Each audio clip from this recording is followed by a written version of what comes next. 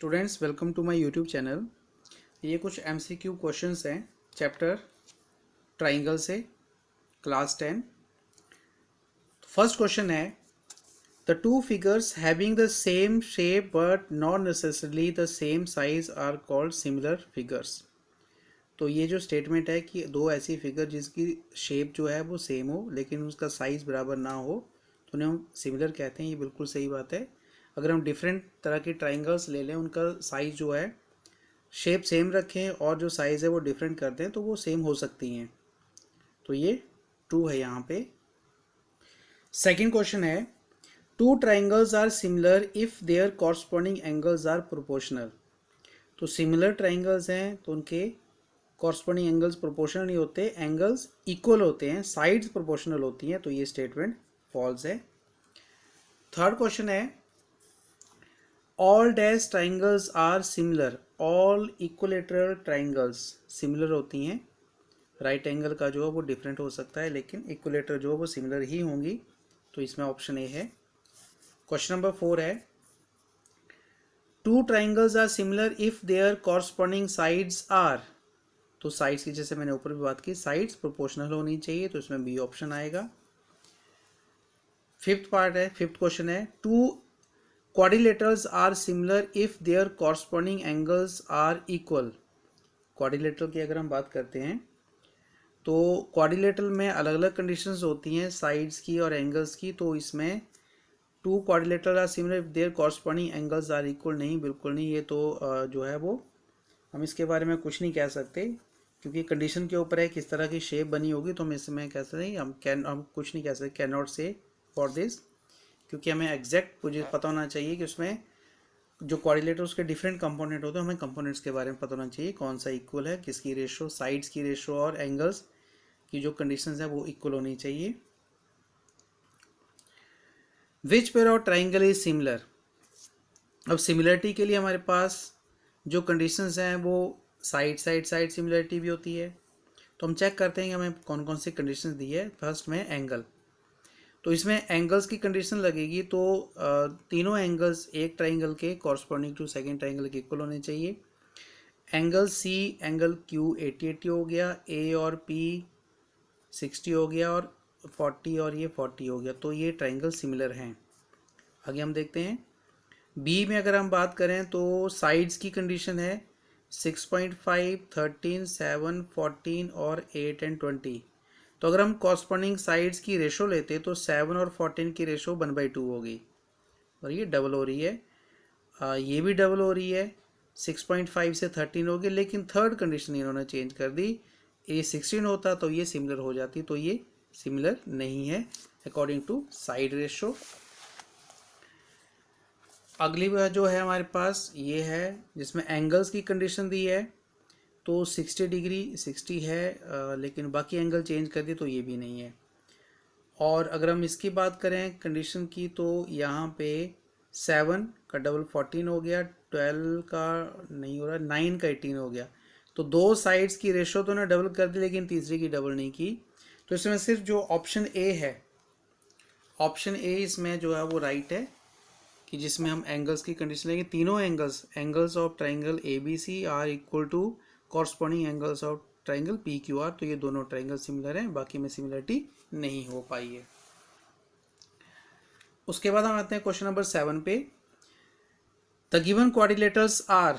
अब ये जो दो क्वाड्रिलेटरल्स हैं हम चेक करते हैं। इसमें अगर आप साइड्स की रेशो लो तो साइड्स की रेशो 2.5/4, 2.5 और 4, 2.5 और 4, 2.5/4, ये सही है। रेशो ऑफ साइज तो ठीक है, लेकिन सेकंड कंडीशन चाहिए कि जो एंगल्स हैं कॉरस्पॉन्डिंग एंगल्स, अगर हम ए बी सी और पी क्यू आर को देखें तो एंगल जो है वो इक्वल आने चाहिए। तो एंगल्स इक्वल नहीं है, तो जिसकी वजह से क्या हुआ कि ये सिमिलर नहीं होंगे। 8th क्वेश्चन आ गया।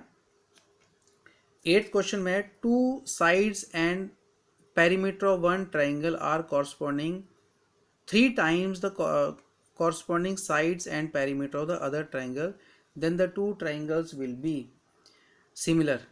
तो दो साइड्स और पेरीमीटर, इस तरह से दूसरी ट्राइंगल का दो साइड्स और पेरीमीटर जो 3 टाइम्स हो गया, मीन्स रेशो बराबर आ जाएगी, तो ये सिमिलर होंगी। अगर आप रेशो को कंपेयर करें तो वो इक्वल आएगी। Ratio of corresponding sides. अगला क्वेश्चन है कि in the given figure the shape are mathematically the given shapes are mathematically similar. The unknown side जो एक्स है, एक्स हमें ये फाइंड करना है, और ये जो ट्राइंगल जो शेप्स हैं वो सिमिलर हैं। तो यहाँ पे हम कॉरस्पॉन्डिंग साइड्स की रेशो ले लेंगे।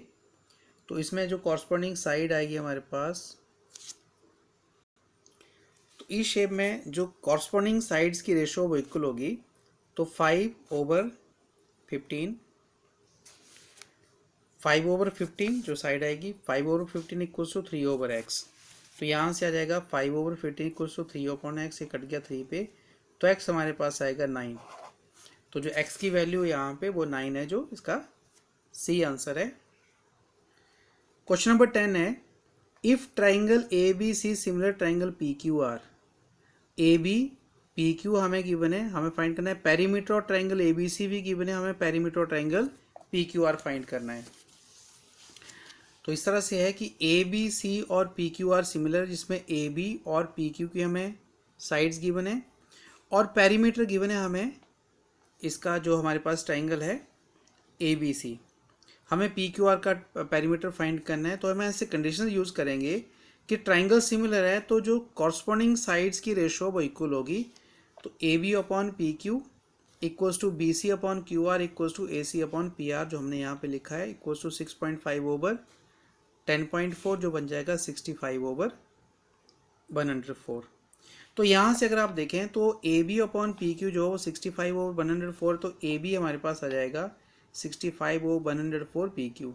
इस तरह से बी सी भी आ जाएगा 65/104 इंटू क्यू आर, और ए सी भी हमारे पास आ जाएगा 65/104 पी आर। तो जो इसका पेरीमीटर ए प्लस बी प्लस सी, अगर हम तीनों को ऐड कर दें तो ये हमारे पास आता है 65/104 into P Q plus Q R plus P R equals to A B plus P C plus C R. अगर आप देखें तो ये हमारे पास पेरीमीटर हो गया पी क्यू आर का, और ये पेरीमीटर हो गया A B C, triangle A B C का, जो हमें गिवन है 60। तो यहाँ से हमने इसकी कैलकुलेट कर लेंगे वैल्यू। तो 60 इंटू 104/65, तो इसकी कटिंग होगी, ये 5 पे हम काटेंगे, 13 5s आर और ये 12 5s are.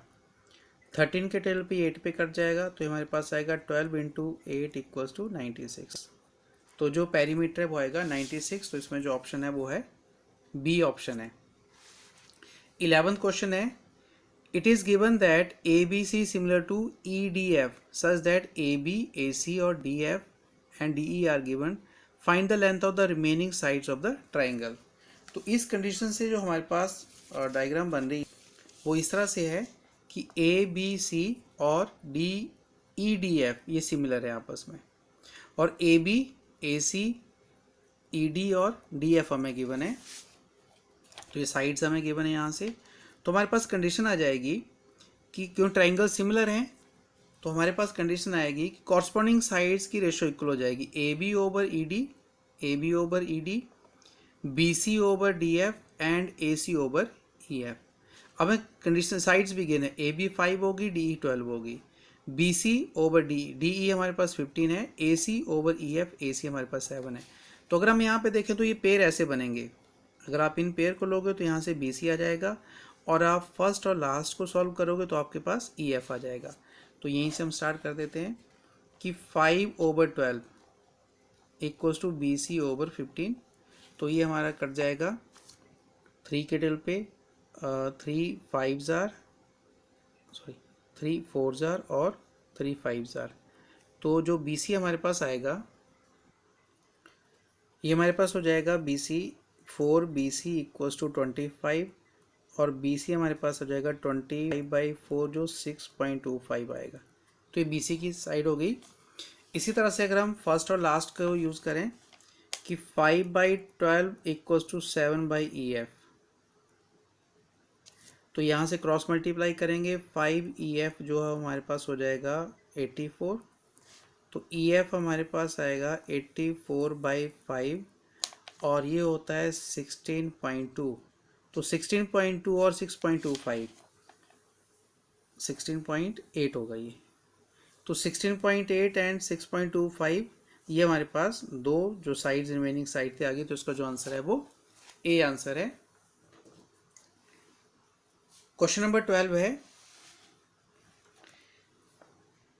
If in triangle A B C and D E F A B over D E equals to B C over F T then they will be similar when.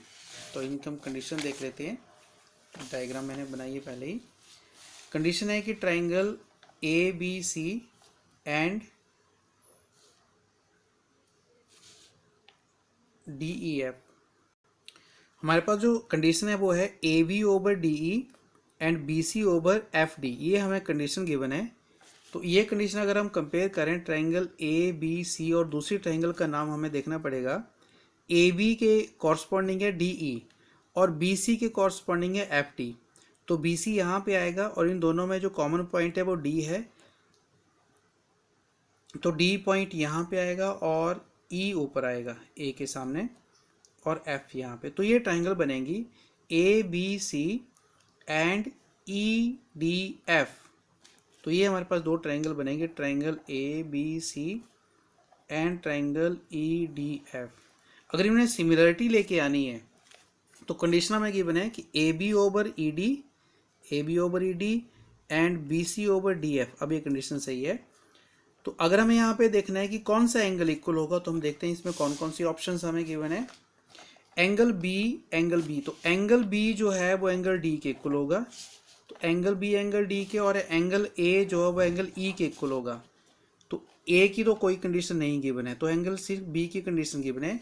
Angle B angle D के equal होगा, तो यहाँ पे जो option आएगी वो C option आएगी। इस तरह से जो क्वेश्चन नंबर है 13, the line divides any two sides of a triangle in the same ratio. If a line divides any two sides of a triangle in the same ratio, then the line is dash to the third side. तो ये आपकी BPT है, BPT की statement है, तो होगी parallel. तो जो इसका आंसर आएगा हमारे पास वो आएगा पैरेलल, तो बी ऑप्शन है। Question number 14, in the given figure D E parallel to B C. अगर आप ये डायग्राम देख रहे हैं तो यहाँ पे डी ई बी सी के पैरेलल है। ए डी एक्स है, डी बी जो है वो एक्स माइनस टू है, A E X plus two है, और जो ई सी है वो एक्स माइनस वन है। तो हमें वैल्यू फाइंड करनी है एक्स की। तो इसमें अगर आप देखें कंडीशन पहले की बने कि जो डी ई है वो बी सी के पैरेलल, तो यहाँ पे हम बी पी टी जो बेसिक प्रोपोर्शनैलिटी थ्योरम है वो यूज़ करेंगे। तो उसमें होता है कि लाइंस आर पैरेलल, तो कॉरस्पॉन्डिंग साइड्स की रेशो इक्वल हो जाएगी, means A D over D B equals to A E over E C. तो यहाँ से कंडीशन बनेगी कि A D over D B equals to A E over E C. तो हमने यहाँ पे कंडीशन लगा ली है। ए डी हमारे पास एक्स है, B D X minus two है, A E X plus two है, और ई सी जो है वो एक्स माइनस वन है। इन्हें क्रॉस मल्टीप्लाई कर दिया, एक्स के साथ एक्स माइनस वन को और एक्स माइनस टू के साथ एक्स प्लस टू को। यहाँ पे जो है वो A square A plus B और ए माइनस बी की आइडेंटिटी लगी, जो बन गया X square minus four. X square के साथ एक्स स्क्वेयर कैंसिल हो गया, minus X equals to minus four, तो एक्स हमारे पास आ गया फोर। तो इसमें हम आंसर चेक करते हैं कौन सी ऑप्शन है, तो उसकी ऑप्शन आएगी B, X equals to four. 15th question है कि in the given figure D E parallel to B C. तो सेम ही कंडीशन आ रही है इसमें भी कि डी ई और बी सी पैरेलल हैं, तो यहाँ पे भी हम जो है वो बी पी टी लगा सकते हैं। अब कंडीशन देखते हैं पूछा क्या है। ए डी हमें 3 सेंटीमीटर है, डी वी 4 सेंटीमीटर है, ए ई 6 सेंटीमीटर है, तो ई सी हमारे पास कितना आएगा। तो इसमें भी हम बी पी टी जो बेसिक प्रोपोर्शनैलिटी थ्योरम है वो यूज़ कर सकते हैं।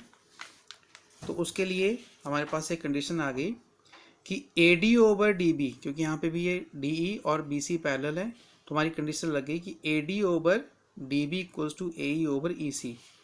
तो ए डी हमारे पास 3 है, डी बी 4 है, ए ई 6 है, और ई सी हमें एक्स पोज करके इसको फाइंड करना है। क्रॉस मल्टीप्लाई कर दिया, तो यहाँ से जो हमारे पास आएगा एक्स इक्वल्स टू 12, तो एक्स आ जाएगा हमारे पास 12 यहाँ पे। तो ऑप्शन देखते हैं, इसकी जो ऑप्शन है,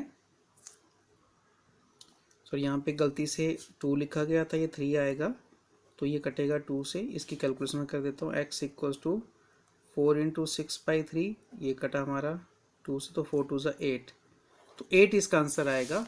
तो इसमें जो 8 आंसर है वो ऑप्शन है हमारे पास ए। तो ये 15 क्वेश्चंस हैं इस ट्राइंगल्स इस चैप्टर से अभी तक।